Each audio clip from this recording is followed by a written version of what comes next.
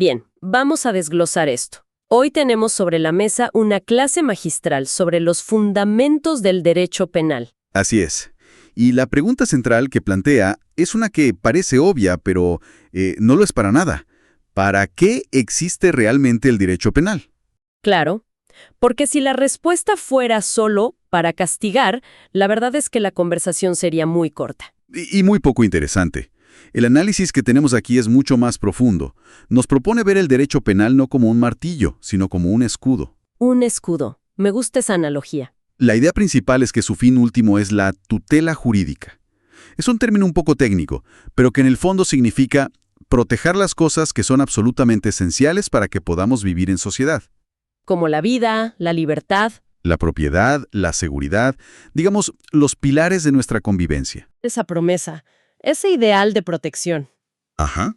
Y segundo, contrastarlo con la realidad y explorar los límites que le ponemos al Estado para que, en su intento de protegernos, no termine aplastándonos con su poder. Es un equilibrio muy delicado. Muchísimo. Así es. Empezaremos por el por qué, luego veremos el cómo, un fascinante modelo de prevención en 3 actos, y terminaremos con las reglas del juego que nos protegen a todos. El famoso principio de legalidad. Ese mismo. Perfecto. Arranquemos con el gran objetivo, esa tutela jurídica, proteger los bienes esenciales. Suena muy noble. ¿Lo es? Pero históricamente la cosa era más simple, ¿no? Las llamadas teorías absolutas eran básicamente ojo por ojo. Sí, era una lógica de retribución pura. Cometes un delito, recibes una pena. Un intercambio casi matemático. Una consecuencia directa y punto. Pero el pensamiento evolucionó. Totalmente. Evolucionó hacia lo que se conoce como teorías relativas, que cambian completamente el enfoque. Ya no se trata solo de reaccionar al daño hecho. Sino de evitar que el daño ocurra en primer lugar. Exacto. La palabra clave es esa, prevenir. Y aquí es donde se pone bueno. Porque el sistema actual, según se argumenta, no es ni una cosa ni la otra, sino una mezcla. Una teoría ecléctica. Y esa mezcla es clave, porque muestra que el derecho penal moderno tiene una especie de crisis de identidad. ¿A qué te refieres con crisis de identidad? Pues a que no se decide entre ser un padre estricto que solo castiga o un terapeuta que quiere rehabilitar. Y esa tensión se ve en cada debate que tenemos hoy en día sobre la dureza de las penas o la efectividad de las cárceles. Intenta hacer todo a la vez, y ahí es donde empiezan los problemas. Entremos en ese modelo de prevención, porque es el corazón del asunto. Son 3 fases. La primera se llama prevención general negativa. Suena intimidante, sí. Pero la idea es sorprendentemente sencilla. Es la más básica de todas. Se basa en la mera existencia de la ley. La idea es que cuando el Código Penal dice quien mate a otro tendrá una pena de X años, está poniendo un letrero gigante para toda la sociedad. Un letrero que dice, Cuidado, si cruzas esta línea, hay consecuencias. en otras palabras, es el miedo. Se espera que esa amenaza, esa coacción psicológica, como la llama el texto, sea suficiente para que la mayoría de la gente ni siquiera considere cometer el delito. Es la advertencia que flota en el aire. Pero ¿qué pasa cuando alguien ignora el letrero? Bueno, ahí entra la segunda fase. La prevención general positiva. Exacto.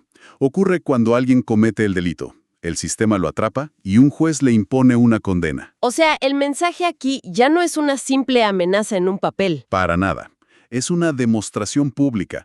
Ya no es, esto te podría pasar, sino, miren todos, esto es lo que pasa. Claro. El objetivo es reafirmar frente a toda la comunidad que la ley es en serio, que el sistema funciona y que las reglas se cumplen. Se restaura la confianza en la norma. El análisis que tenemos usa un ejemplo genial para esto. Las viejas películas de vaqueros. Ah, ¿sí? Es muy gráfico. Cuando iban a ejecutar a alguien en la plaza del pueblo, no lo hacían en privado. Llamaban a todo el mundo, a los adultos, a los niños. ¿Cierto? El espectáculo no era solo para castigar al condenado. Era una lección brutalmente clara para todos los demás. Una lección que de forma más civilizada seguimos viendo hoy. Un juicio mediático de un político corrupto o de un asesino en serie cumple exactamente esa función. Claro, no solo se juzga a una persona. No. Se envía un mensaje potentísimo a toda la sociedad sobre qué es aceptable y qué no. Ok, tenemos la amenaza y la demostración pública, pero falta la tercera etapa, que ya no mira a la sociedad, sino al individuo que delinquió. La prevención especial. Aquí el foco cambia por completo. Totalmente. La persona ya está condenada y cumpliendo su pena. El objetivo, en teoría, es la resocialización. Es decir, trabajar con esa persona. Sí, educarla, tratarla, darle herramientas, para que cuando salga en libertad no vuelva a cometer un delito. Se busca prevenir la reincidencia. Espera, y aquí tengo que hacer una pausa. Resocialización. Ajá. Todo lo que uno escucha sobre las cárceles, al menos en Latinoamérica, sugiere que son más bien universidades del crimen. ¿El análisis aborda ese escepticismo? Absolutamente. Porque suena una promesa muy difícil de cumplir. Y esa es la mayor tensión de todo el modelo. En el papel, la prevención especial es la culminación lógica y humana del sistema. Se busca sanar, no solo aislar. Pero en la práctica. Pero, como veremos más adelante, la brecha entre este ideal y la cruda realidad de los sistemas penitenciarios es probablemente el mayor fracaso del derecho penal contemporáneo. Una promesa noble que casi nunca se cumple. Exacto. Entendido. Antes de meternos en ese fracaso, hay una conexión que se hace aquí con un jurista alemán, Klaus Roxin, que me pareció brillante. Sí, es una forma muy elegante de verlo. Él toma estas tres fases y las conecta directamente con los tres poderes del Estado. Y es muy lógico. Roxin plantea que cada etapa de la prevención es responsabilidad de una rama distinta del gobierno. Piénsalo. A ver. La primera fase, la de crear la ley y la amenaza. ¿Quién hace eso? El poder legislativo, el Congreso. Claro, son ellos los que escriben las reglas del juego. Roxin la llama conminación legal. Bien. Luego, la segunda fase, la de investigar el delito y aplicar la pena a una persona concreta. Ese es el trabajo del Poder Judicial, los jueces y fiscales. La medición judicial de la pena. Tiene sentido. Y finalmente, la tercera fase, la de ejecutar esa pena y, supuestamente, resocializar. Esa recae en el Poder Ejecutivo. A través de los ministerios que administran el sistema penitenciario. Así, en un mundo ideal, es una máquina perfectamente coordinada. Un relevo entre los tres poderes del Estado para cumplir el ciclo completo. Justo eso. Ok, me encanta esa imagen de la máquina perfecta. Pero como ya adelantabas, la realidad es otra. Muy otra. El análisis se pregunta si este modelo de 3 pasos se cumple en la práctica, usando a Guatemala como ejemplo. Y la conclusión es demoledora. Dice que el sistema funciona a medias. Y un sistema así, a medias, puede ser peor que ninguno. Empecemos por el primer paso, la creación y comunicación de la ley, que ya de entrada tiene problemas. El problema no es que no existan leyes. De hecho, a menudo hay una inflación legislativa. Se crea una ley para cada problema que sale en las noticias. Cierto. El fallo garrafal está en la comunicación. Es que si la primera prevención depende de que la gente conozca la amenaza para sentir esa coacción psicológica, ¿qué pasa si nadie se entera de que la ley existe? Pues que la prevención nunca arranca. La ley se queda en el papel muerta. Y los ejemplos que se mencionan son alucinantes por lo cotidianos que son. El del árbol de pinabete es increíble.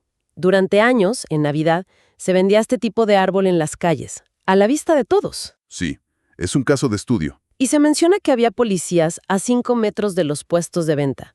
Y resulta que la compra y venta de esa especie específica es un delito. Pero casi nadie lo sabía.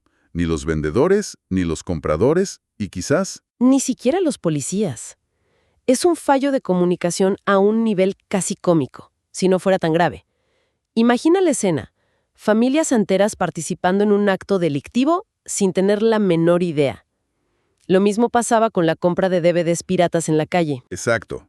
Para muchísima gente eso no era un delito. Era simplemente comprar una película barata. Y hay otro ejemplo que me impactó.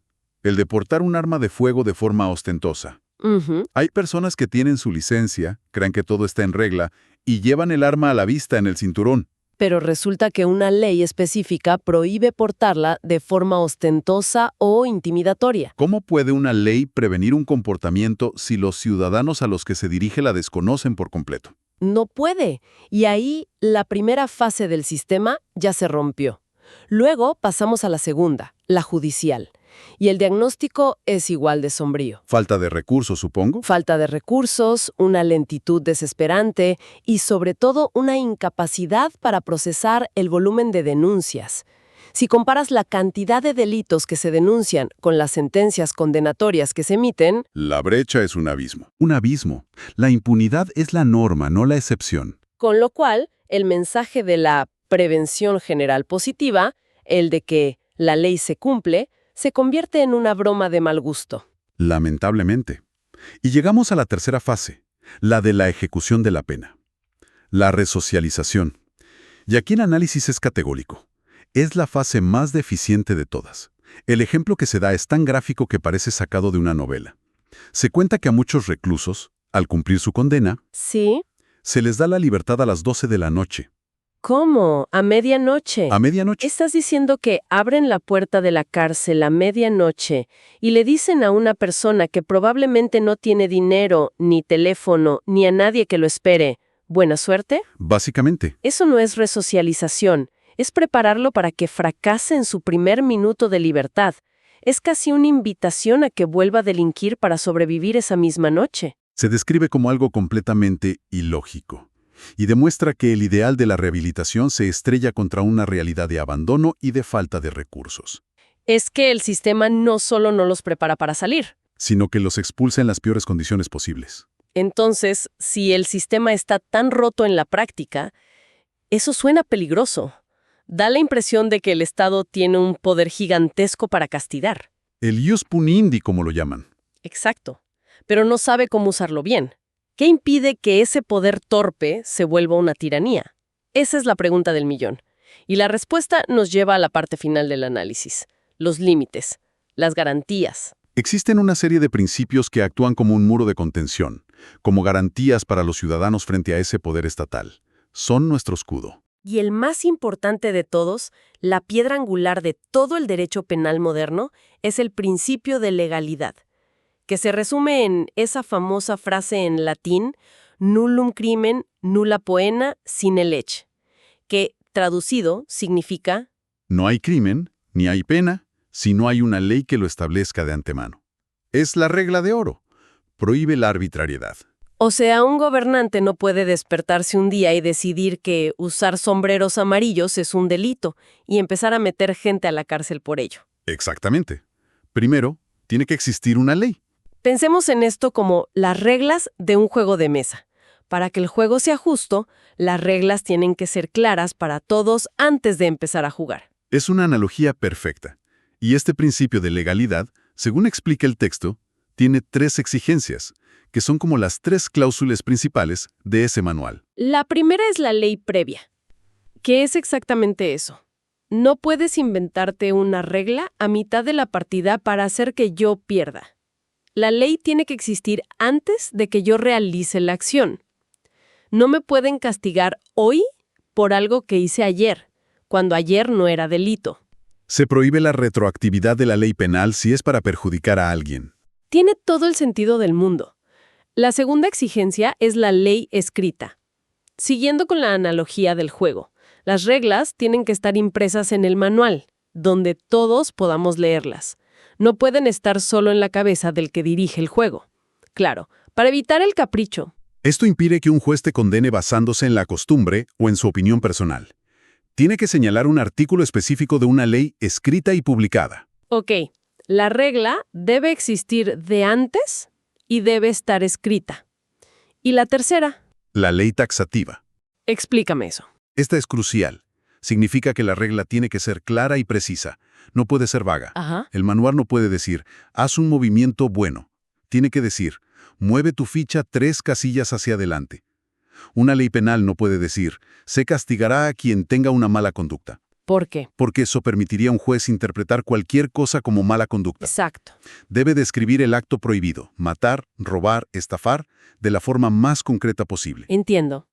Ley previa, escrita y taxativa. Son 3 cerrojos en la puerta del abuso de poder. Así es. Obligan al Estado a definir las reglas del juego de forma clara y por adelantado. Y eso es una de las garantías más grandes que tenemos. Es, en esencia, la diferencia fundamental entre un Estado de derecho y una dictadura. La certeza de saber de antemano qué está prohibido y qué no. Hagamos un resumen. Partimos de la promesa noble del derecho penal, proteger lo que más nos importa para vivir juntos. Luego vimos el método teórico, ese ballet en 3 actos de la prevención. La amenaza, el castigo ejemplar y la rehabilitación. Y después vimos el choque con la realidad. Un sistema que, al menos según este análisis, falla estrepitosamente en cada una de sus etapas, principalmente por una brecha gigantesca entre las leyes que se escriben en un Congreso y el conocimiento que el ciudadano común tiene de ellas. Y cerramos con el salvavidas. La idea de que, a pesar de sus fallos, ese poder inmenso del Estado está contenido por principios como el de legalidad. Que funciona como nuestro escudo personal, lo cual nos deja con una reflexión final que se desprende de todo esto. A ver. El análisis subraya que la prevención falla si la ley no se comunica, si el letrero de advertencia está escrito en un idioma que nadie entiende o guardado en un cajón. Claro. Si la misión central del sistema es disuadir a través de la norma, ¿qué responsabilidad tiene el Estado cuando no hace el más mínimo esfuerzo para que esa norma sea conocida por todos? Es una pregunta potentísima, porque nos hace pensar en quién está rompiendo realmente el contrato social. ¿El ciudadano que ignoraba la regla o el Estado que nunca se molestó en enseñársela? Ahí queda eso para seguir dándole vuelta. Bienvenidos a otra sesión donde analizamos a fondo el material que nos comparten.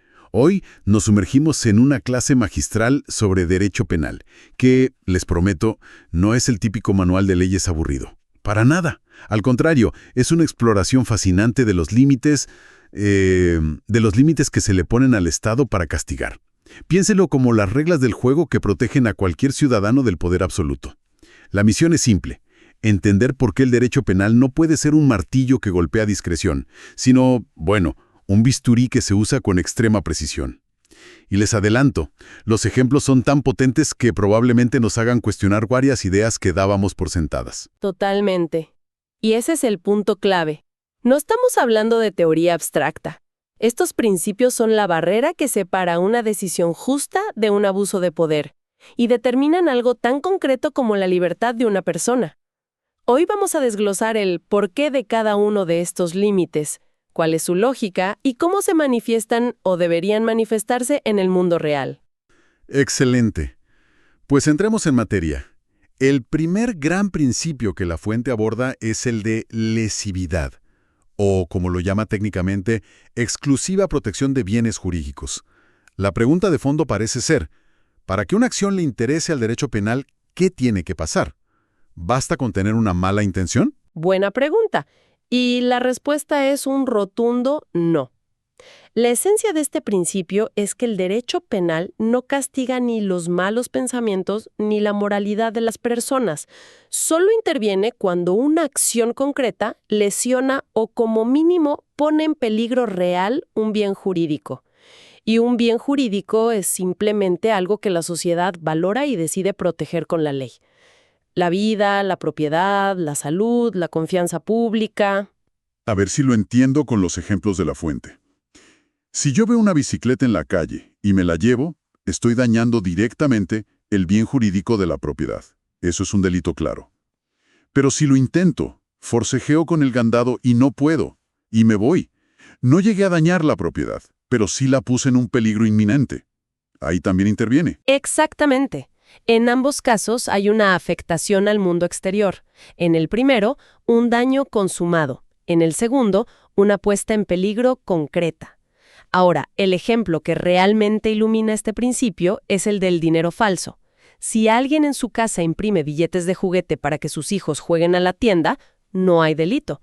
Aunque técnicamente son falsos, no han afectado ningún bien jurídico. No han dañado la confianza en la moneda, la fe pública. Claro, se queda en el ámbito privado, es irrelevante. Pero si esa misma persona toma uno de esos billetes y va a la tienda de la esquina a comprar algo, en ese preciso instante su acción trasciende y pone en peligro el patrimonio del tendero y la confianza de todos en el sistema monetario. Ahí es cuando el derecho penal levanta la mano y dice, ahora sí me importa. La acción causó un riesgo real en el mundo. Por eso, la intención por sí sola no es suficiente. Se necesita un resultado, ya sea de lesión o de peligro. Ok, entonces el derecho penal solo se activa si hay un daño real o un peligro tangible. Pero incluso si existe ese daño, ¿significa que siempre la respuesta debe ser la cárcel o un proceso penal? A veces un problema podría resolverse con una multa o de otra forma. Eso me lleva a pensar en si el derecho penal no debería ser el último recurso. Has dado en el clavo del siguiente principio. De hecho, lo has descrito perfectamente. Se trata del principio de subsidiariedad y fragmentariedad. Suena complejo, pero es justo lo que acabas de decir. Se divide en dos ideas muy lógicas. La primera es la subsidiariedad, o como se le conoce en latín, ultima ratio, la última razón. El plan B. O más bien el plan Z. Exacto. Significa que el Estado, antes de usar su herramienta más poderosa y violenta, que es el derecho penal, debe haber agotado todas las demás vías menos lesivas. El problema se puede resolver con una sanción administrativa, con una multa de tránsito, con una demanda civil para reparar un daño. Si la respuesta es sí, el derecho penal debe quedarse al margen. La crítica que hace La Fuente es que en la realidad hemos olvidado esto y el derecho penal se ha vuelto el gran saco donde metemos de todo, desde conflictos vecinales hasta problemas sociales complejos. Entiendo. Y la segunda parte, la fragmentariedad, me suena a que incluso dentro de lo ilegal, el derecho penal no se mete con todo, sino que elige solo ciertos fragmentos, los más importantes. ¿Voy por buen camino? Vas por el camino perfecto. De hecho, la metáfora que usa La Fuente es la de un cirujano. El derecho penal no es un médico general que atiende cualquier resfriado. Es un cirujano de emergencia que solo interviene en los casos más críticos, en los ataques más graves a los bienes jurídicos más importantes. No se ocupa de cada pequeño incumplimiento de contrato o de cada insulto, sino de aquello que realmente fractura la convivencia social: el homicidio, la violación, el gran fraude. Me gusta la metáfora del cirujano, pero me genera una duda. ¿Quién decide qué es lo más grave? Porque para la persona a la que le roban la cartera, aunque no sea un gran fraude, su problema se siente gravísimo. ¿No existe el riesgo de que este principio en la práctica lleve al sistema a ignorar problemas que, aunque menores, afectan muchísimo a la gente común? Es una objeción excelente y es un debate constante en la criminología. La decisión de qué es suficientemente grave para merecer la atención del cirujano es una decisión política que se toma en el Congreso al crear las leyes. Y sí, existe el riesgo de que esa selección no siempre refleje las preocupaciones reales de la ciudadanía. La idea del principio no es minimizar el sufrimiento de las víctimas de delitos menores, sino reservar la herramienta más dura, la cárcel, para las conductas que la sociedad, en su conjunto, considera intolerables, buscando que otras áreas del Estado se ocupen del resto. Pero tu punto es válido. El termómetro de la gravedad puede estar descalibrado. Claro. Y hablando de termómetros descalibrados, una vez que el cirujano decide intervenir, ¿cómo se mide el tratamiento? Esto nos lleva de lleno al principio de proporcionalidad. La pregunta parece obvia, pero la práctica no tanto. La pena debe ser proporcional al daño causado. Así es, este principio es un freno contra los excesos punitivos.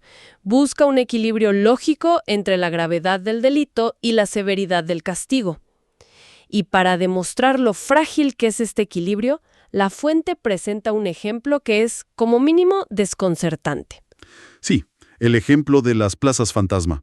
Se contrasta a funcionarios públicos condenados a penas de 40 o 47 años de prisión por corrupción, con sentencias para asesinos o violadores que a veces son de 21 años. La matemática ahí no cuadra. Una circunstancia justificar o minimizar la corrupción. Es un cáncer para la sociedad.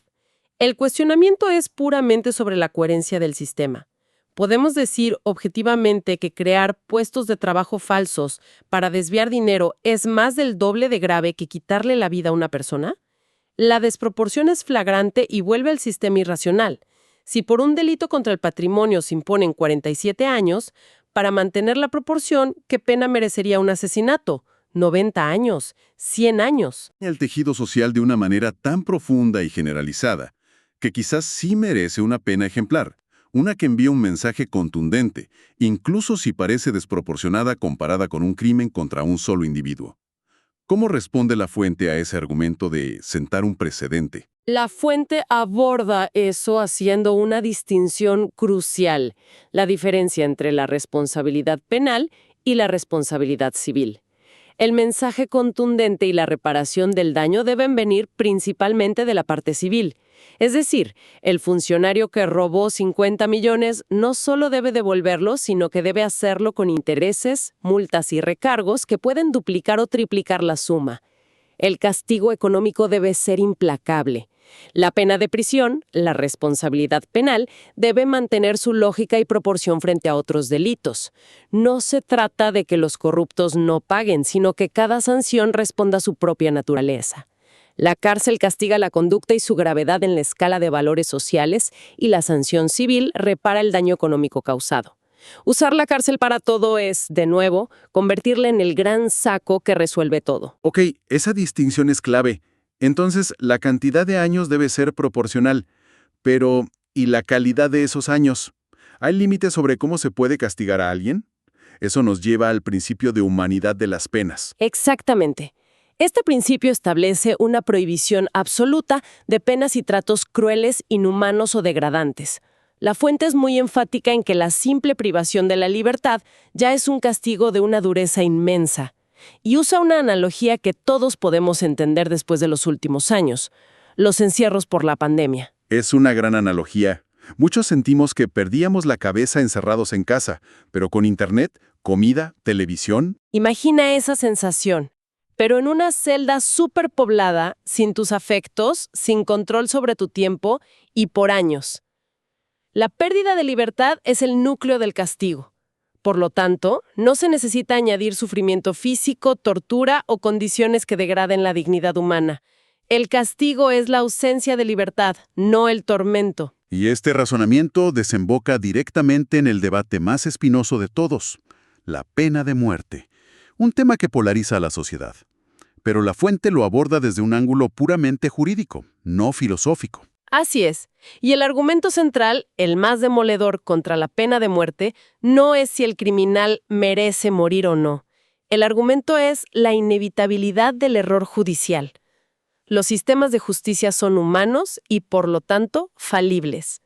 Se equivocan. Incluso en países con tecnología de punta se condena a inocentes. Y un error que termina en una ejecución es, por definición, irreparable. La fuente cuenta una historia real de Estados Unidos que es simplemente desgarradora. Un hombre ejecutado por un crimen que no cometió. Y su último deseo fue dar una conferencia de prensa. No para maldecir al sistema, sino para decir públicamente que era inocente y pedirles a sus hijas que nunca se avergonzaran de llevar su apellido. Años después, el verdadero asesino confesó. Y la pregunta que queda suspendida en el aire es: ¿cómo repara el Estado un error así? No hay forma. No hay disculpa ni indemnización que devuelva una vida. Y no son casos aislados.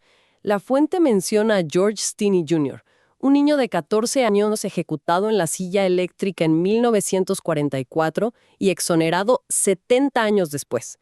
O un caso más local y menos extremo, pero igual de ilustrativo, el de un delincuente apodado El Gato. La comunidad lo acusa de un asesinato, sin pruebas, pero con una enorme presión mediática. Para calmar a la gente, la policía lo detiene y le siembra drogas.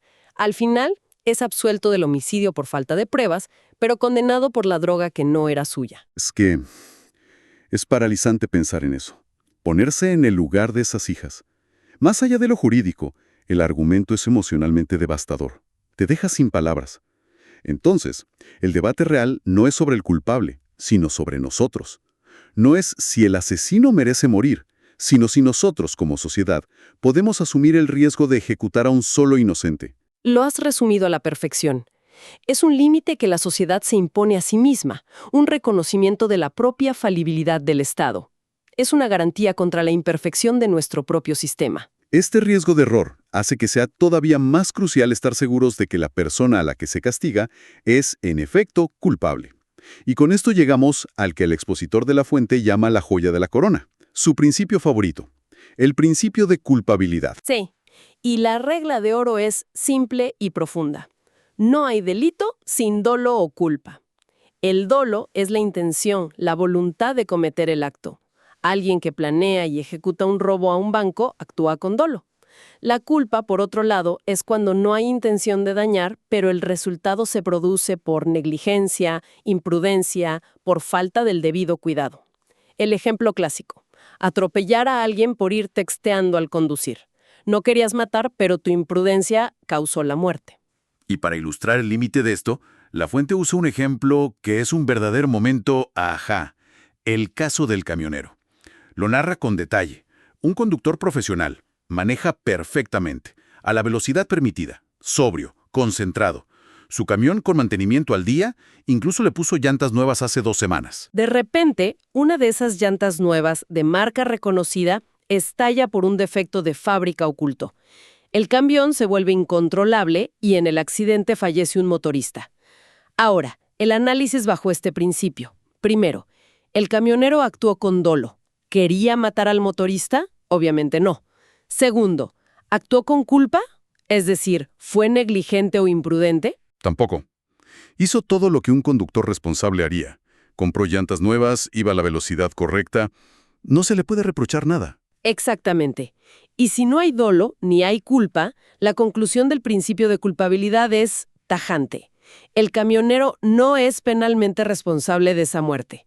Esto es lo que se conoce como caso fortuito, un accidente imprevisible e inevitable para él. Pero espera, porque aquí es donde a uno le explota la cabeza. Alguien murió. La familia del motorista perdió un ser querido. Y la respuesta del sistema penal es, aquí no pasó nada, circulen. Se siente profundamente injusto. Es una reacción natural y comprensible. Y aquí volvemos a la distinción que hicimos antes. Una cosa es la responsabilidad penal y otra la civil. Que el camionero no vaya a la cárcel no significa que la familia de la víctima quede desamparada. Ellos pueden y deben demandar civilmente. ¿A quién? Quizás al fabricante de la llanta por el producto defectuoso, o al Estado si la carretera estaba en pésimas condiciones y eso contribuyó. La responsabilidad civil busca un responsable económico que repare el daño. Pero la responsabilidad penal, la que lleva a la cárcel, exige un reproche personal, una culpabilidad, que en este caso el camionero simplemente no tiene. No se le puede castigar por una fatalidad. Entendido. Esa aclaración es fundamental. Y este principio de culpabilidad tiene una tercera pata que desmonta uno de los mitos legales más grandes. La idea de que la ignorancia de la ley no excusa su cumplimiento. El famoso mito. La fuente lo llama una ficción necesaria hasta cierto punto. Es obvio que nadie puede alegar que no sabía que matar o robar está prohibido. Son normas básicas de convivencia. Pero, ¿es humanamente posible conocer las miles de leyes, reglamentos y normativas que existen? Es imposible. O sea, ¿me estás diciendo que esa frase con la que nos han asustado toda la vida no es del todo cierta? No como un absoluto. La fuente lo demuestra con una pregunta brillante a su clase de estudiantes de Derecho, futuros abogados. Les pregunta, ¿cuál es el límite máximo de mercancía que pueden traer del extranjero en su equipaje sin que se considere delito de contrabando? Las respuestas son un caos. Unos dicen $1,000, otros 200, otros 500. La respuesta correcta parece ser $500. Si ellos no lo saben, ¿cómo se espera que lo sepa yo o cualquier otra persona? Ese es el punto. En delitos complejos, técnicos, tributarios, ambientales, sí es posible que una persona, actuando de buena fe, no sepa que su conducta está prohibida. Si el Estado no ha hecho un esfuerzo razonable por informar de manera clara y accesible sobre esas normas tan específicas, no puede luego castigar a quien genuinamente las desconocía. La culpabilidad exige que la persona sepa, o al menos tenga la posibilidad real de saber, que lo que hace está mal. Impresionante. A modo de resumen entonces, el poder del Estado para castigar está acotado por todas partes. Solo puede actuar si hay un daño real. Tiene que ser su última opción y solo para lo más grave. El castigo debe ser proporcional. No puede ser cruel y, sobre todo, solo puede castigar a quien es realmente culpable, con intención o negligencia, y con una mínima conciencia de que lo que hacía estaba prohibido. Exacto. Son como los muros de contención de un Estado de Derecho. Y es crucial entender que no son concesiones para los delincuentes, sino garantías para todos los ciudadanos. Como hemos visto en los ejemplos, no siempre se aplican perfectamente. Son un ideal, un faro que guía, y su defensa es una lucha constante entre el poder del Estado y la libertad del individuo. Y para terminar, todo este análisis nos deja con una idea resonando. Vemos una tensión constante entre estos principios garantistas, escritos en la ley, y la presión social, el clamor popular. El caso de El Gato, al que le siembran pruebas para calmar a la multitud, Lo ilustra de forma dramática. Y esto nos lleva a la pregunta final para la reflexión. ¿Hasta qué punto la opinión pública, a menudo movida por la emoción y no por los hechos, se convierte en el principal enemigo de estos principios, que irónicamente están diseñados para protegernos a todos, incluso a nosotros mismos, de un posible error o abuso de poder? ¿Qué pasa cuando un sistema de justicia decide que algunas personas no son ciudadanos comunes, sino enemigos del Estado? ¿Deberían tener las mismas reglas y protecciones que los demás? Es una pregunta que suena a dilema de película, pero hoy vamos a ver que es una realidad legal muy concreta. Y es una realidad que nos obliga a cuestionar las bases de lo que entendemos por justicia. Tenemos sobre la mesa un análisis que pone en contraste dos mundos: el derecho penal que conocemos, el democrático, lleno de garantías, y una corriente mucho más dura, conocida como el derecho penal del enemigo. La misión de hoy es desentrañar esta tensión. Veremos cómo esta teoría, que nació en Alemania, se manifiesta en leyes muy reales sobre crimen organizado, narcotráfico y lavado de dinero. Y nos encontraremos con ejemplos que, francamente, desafían la lógica, desde castigar la planificación de un delito con la misma fuerza que su ejecución, hasta situaciones donde la presunción de inocencia parece darse la vuelta por completo. Exacto. No es una discusión teórica. Es un cambio de reglas que ya está operando en la práctica en lugares como Guatemala, según el material que hemos revisado. Muy bien, pues entremos en materia. Normalmente cuando uno piensa en el derecho penal, lo ve como un escudo, ¿no? Hay principios básicos que nos protegen del poder inmenso del Estado, como el principio de culpabilidad, que dice que no te pueden castigar si no sabías que lo que hacías era ilegal. Esos son los pilares de lo que el análisis llama un derecho penal democrático. Son las garantías que nos defienden del poder sancionador del Estado. Pero, a finales de los 90, el jurista alemán Günther Jacobs lanza una idea que lo pone todo en jaque: el derecho penal del enemigo. Y la idea, aunque compleja en sus consecuencias, es bastante simple en su planteamiento. Precisamente, Jacobs propone una división. Para el ciudadano común que comete un delito, que se equivoca pero sigue formando parte del pacto social, se deben aplicar las garantías de siempre. Pero sugiere que hay otro grupo de personas, terroristas, narcotraficantes, miembros del crimen organizado, que con sus actos se han excluido voluntariamente de ese pacto.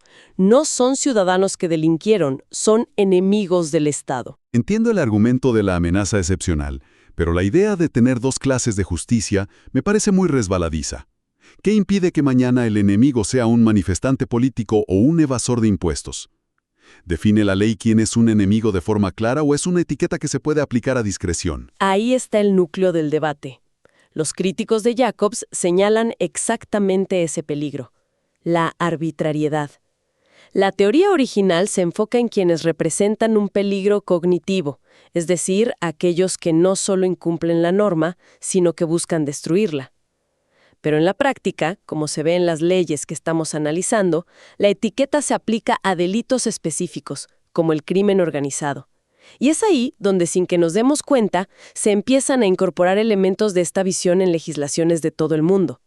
No es una teoría lejana. Ya está en los códigos penales. Y supongo que donde realmente se ve su impacto es en los detalles, en cómo se aplican esas leyes en el día a día. Por supuesto, es en la práctica donde esta discusión deja de ser académica y empieza a afectar la vida de las personas de formas muy drásticas. Vale, pues vayamos a eso. ¿Cómo se ve este derecho del enemigo en la vida real? Lo más fascinante es cómo adelanta la barrera del castigo. El derecho penal tradicional castiga cuando se daña o se pone en peligro concreto un bien protegido: la vida, la propiedad, la salud.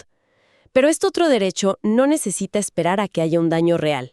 Crea lo que los documentos denominan delitos de peligro abstracto. Entiendo el concepto de peligro abstracto, pero suena peligrosamente vago.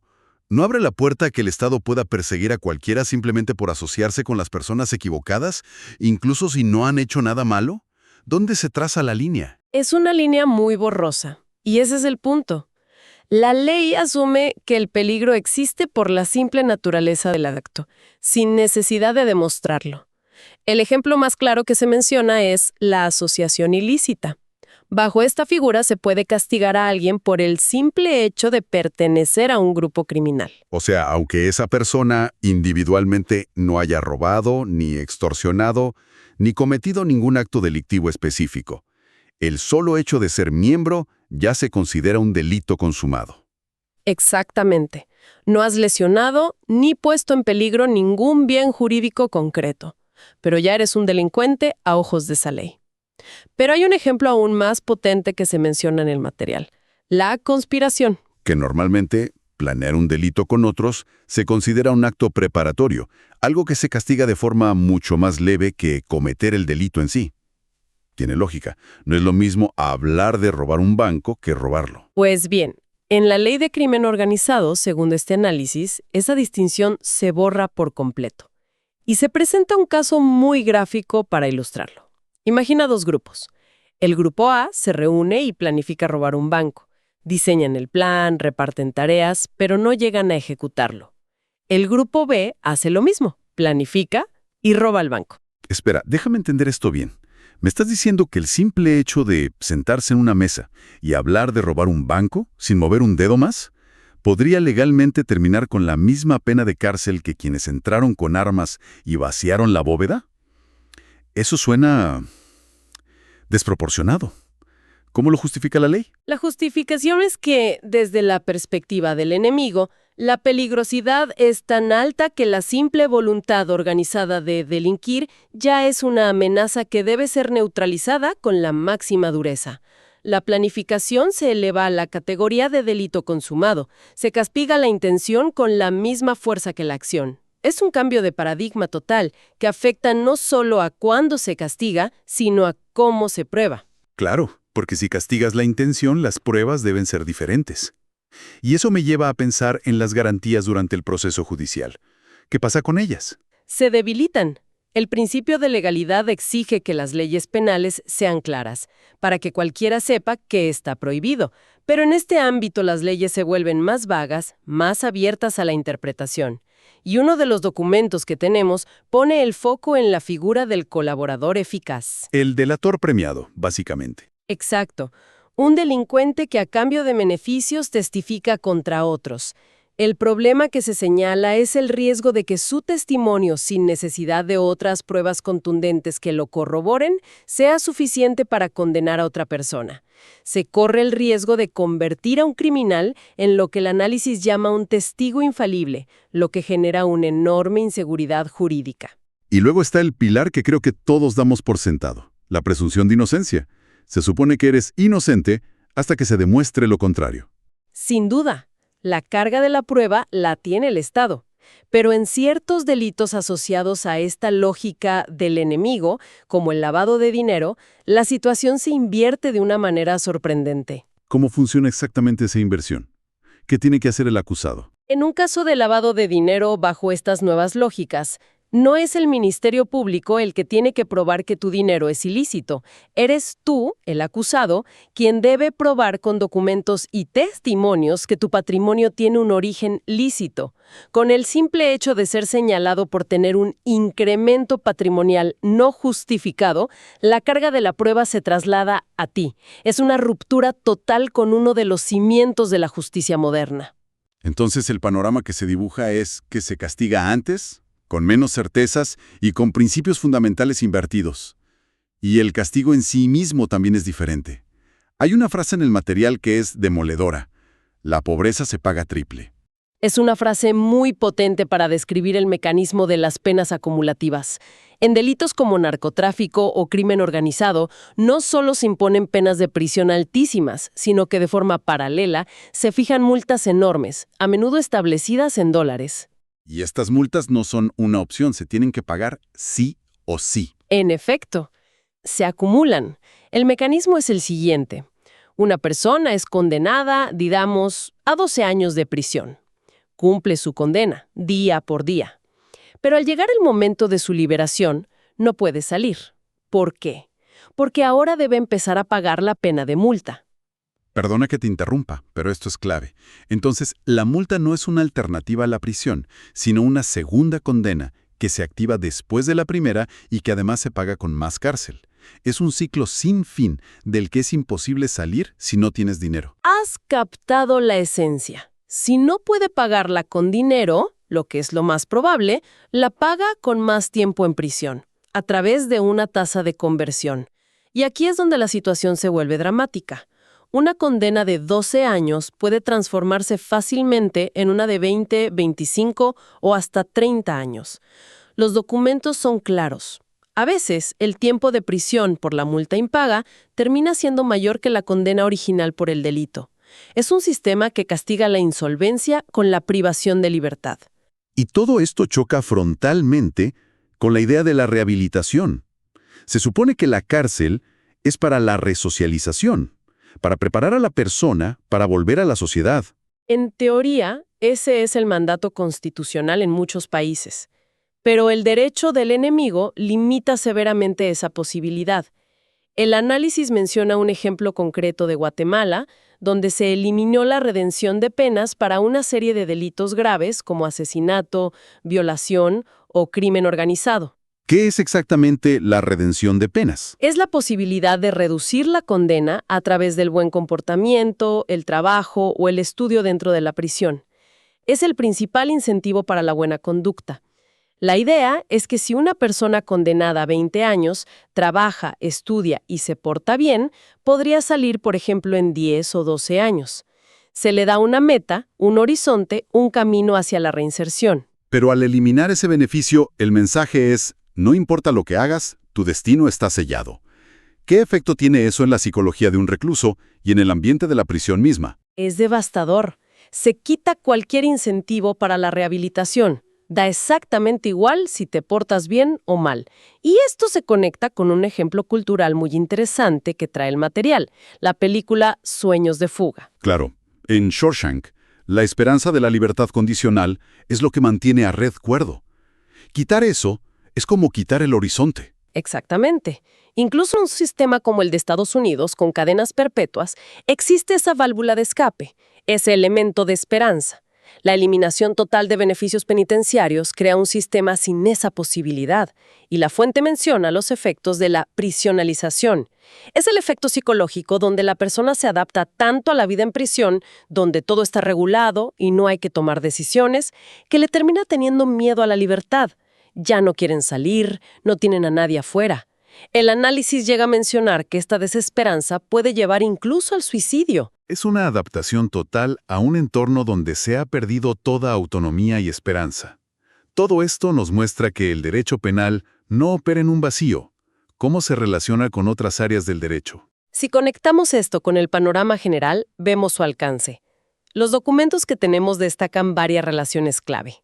La primera es con el derecho administrativo sancionador. Que es básicamente el régimen disciplinario dentro de las instituciones del Estado, como la policía. Eso es. Y se plantea un caso muy interesante. Un policía es detenido por cohecho. La institución policial puede sancionarlo administrativamente, por ejemplo, con el despido. Pero al mismo tiempo, ese mismo hecho se va a la vía penal, donde puede ser condenado a prisión. Ahora sí entiendo. Mismos hechos, misma persona, dos castigos. Se justifica diciendo que el fundamento es distinto, pero para la persona que lo vive no se siente como una doble persecución en toda regla. Suena a un tecnicismo legal que ignora la realidad de la persona sancionada. Es el gran debate del principio ne bis in idem, no dos veces por lo mismo. La solución técnica que se presenta es esa. No se considera doble persecución porque un castigo busca proteger la disciplina interna de la institución y el otro busca proteger a toda la sociedad. Pero sin duda es una de las áreas más discutidas del derecho. Entiendo. Luego, la conexión con el derecho procesal penal es la más obvia. Es el vehículo del proceso. Es el camino. El material describe brevemente el viaje de un caso a través de las 5 etapas del proceso. Desde la declaración inicial, donde se decide si la persona espera el juicio en prisión o no, la fase intermedia, que es un filtro para ver si hay pruebas para ir a juicio. La tercera es el juicio oral, que es la única etapa donde realmente se valora toda la prueba. Y si hay condena, aún queda camino por recorrer. Por supuesto. Viene la cuarta fase, la de impugnaciones con las apelaciones. Y finalmente la quinta, la de ejecución, donde entra el derecho penitenciario y se decide cómo se va a cumplir la pena. Es todo un recorrido. Y mencionan una última relación que me parece fundamental y a menudo se olvida, con el derecho civil. Completamente. Se subraya algo clave. todo delito genera la obligación de reparar el daño causado. Y esta reparación no es solo simbólica, es material. Aquí es donde entra el derecho civil. Y se usa el ejemplo del taxista, que es clarísimo. Cuéntamelo. Un taxista va conduciendo y un conductor ebrio choca su taxi. El vehículo, que es su única herramienta de trabajo, estará en el taller 1 mes y medio. La reparación del daño, según el derecho civil, no es solo pagar el arreglo del coche. Claro, porque durante ese mes y medio el taxista no ha podido trabajar ni generar ingresos. Exactamente. La reparación debe incluir el lucro cesante, es decir, el dinero que el taxista dejó de ganar cada día. Debe cubrir el daño emergente, el coche, los daños morales y físicos si los hubo, y el perjuicio por el dinero que no pudo generar. No se trata de aceptar migajas, como dicen los autores, sino de una reparación integral del daño. Esa conexión con el derecho civil es fascinante, porque demuestra que el impacto de un delito va mucho más allá de la cárcel. Se enfoca en la víctima, en intentar restaurar su situación, algo que el derecho penal por sí solo no siempre logra. Así es, busca resarcir a la víctima de manera efectiva, no solo castigar al culpable. Bueno, después de este recorrido, el choque de filosofías es evidente. Por un lado, tenemos un derecho penal democrático, diseñado como un sistema de garantías y límites al poder del Estado, pensado para el ciudadano. Y por el otro, el derecho penal del enemigo, que se presenta como una respuesta pragmática y dura contra amenazas consideradas excepcionales, pero es una respuesta que, como hemos visto, tiene un costo altísimo. Un costo que se paga con la erosión de principios que creíamos intocables. La igualdad ante la ley, la presunción de inocencia, la claridad de las normas y, al final, la idea misma de la rehabilitación. La síntesis que podemos extraer del material es que estas leyes especiales no son simplemente un endurecimiento de penas. Representan un cambio de paradigma sobre a quién y cómo se le aplica la justicia. Se adelantan las barreras del castigo para sancionar intenciones, se flexibilizan las garantías procesales y se redefine el propósito de la pena, alejándola de la resocialización y acercándola a la mera neutralización del individuo. Y con esto cerramos. Los documentos nos han mostrado un sistema que, en la práctica, crea 2 categorías de personas ante la ley. La pregunta que queda en el aire no es solo sobre su legalidad, sino sobre el tipo de sociedad que se construye con estas herramientas. ¿Cuál es el costo a largo plazo de decidir que una persona deja de ser un ciudadano a rehabilitar para convertirse en un enemigo a neutralizar?